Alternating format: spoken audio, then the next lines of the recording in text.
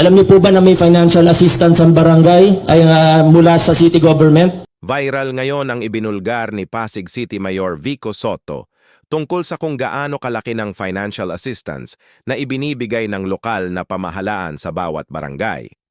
Anak siya ng kilalang komedyante na si Vic Sotto, pero mas kilala na ngayon sa pagiging tapat at bukas sa serbisyo. Marami ang nagulat dahil hindi pala alam ng karamihan kung gaano kalaki ang halagang ito. Gusto mo bang malaman ang buong detalye? Panoorin natin ang paliwanag ni Mayor Vico.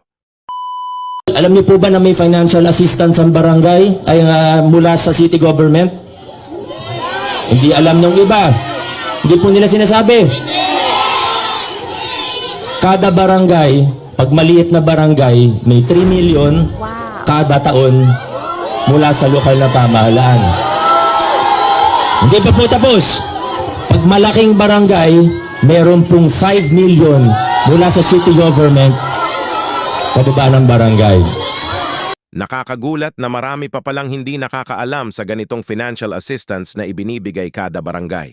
Kung totoo ngang malaki ang pondo, bakit parang hindi ito ramdam ng ilan sa mga residente? Saan napupunta ang pera? Dapat siguro ay mas maging transparent ang barangay sa paggamit ng pondo para alam ng tao kung paano ito ginagamit at kung sino talaga ang nakikinabang. At hindi pa pala dyan natatapos, meron pa pala. At hindi pa po tapos. Pag na-liquidate po nila sa amin, nagdadagdag pa ang city government ng plus 1 million. Ngayon lang natin nalaman na ganun pala kalaki ang pondo ng financial assistance na natatanggap ng bawat barangay. Nakakabigla at nakakapagtaka kung bakit hindi ito alam ng karamihan. Ibig sabihin, may malaking kakulangan sa pagpapaliwanag at transparency sa mga barangay level. Kung maayos lang sana ang paggamit at pagbabahagi ng impormasyong ito, mas maraming tao ang makikinabang. Kaya't bilang mamamayan, mahalagang magtanong, magmasid at maningil ng tamang serbisyo.